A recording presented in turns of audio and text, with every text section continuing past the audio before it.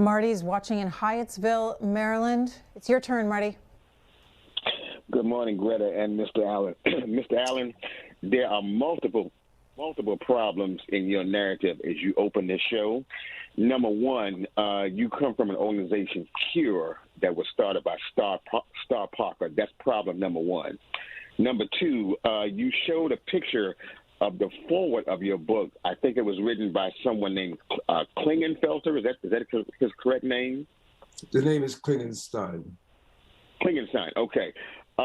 And in the portion that you showed, he indicates that racism, he apparently he's minimizing the effects of racism in America. And thirdly, during your whole narrative, you talked about the progress that Black people have made. What you failed to realize is that racism, and specifically white supremacy racism directed towards Black people through the entire history of this country, is the thread that runs through the fabric of this country.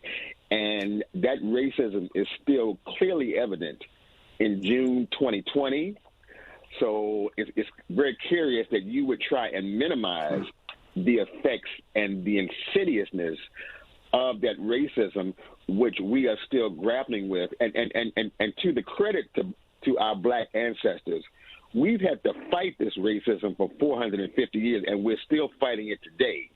But you on this program today, talking about all these other things and minimizing the effect of racism in America, is extremely problematic. Let's get a response. It is certainly a wonderful illustration of the problem that I described at the outset. The idea of racism with a capital R is a poison that has infected the veins of this culture and has infected the minds of many people in it, such that they are taken prisoner by it, to be perfectly honest with you. They cannot see beyond that fear to their own agency and sense of responsibility.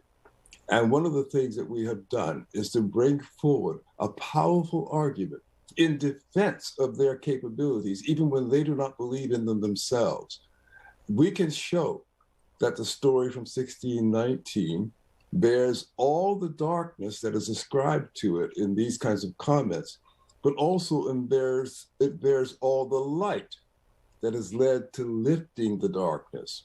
And the denial of that, the denial that it was in the United States that those principles and those values took root that allowed slavery to be overcome, is itself a way of reintroducing the hobbling effects of slavery, if not slavery directly.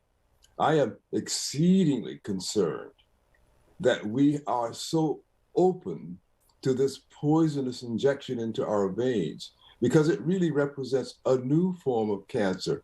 The first cancer had to be removed by radical surgery. And we can say we are in remission over 150 years later. The cancer of slavery itself is not going to return. But this new cancer is more insidious because radical surgery can't touch it as it infects us individually. That means only chemotherapy will work.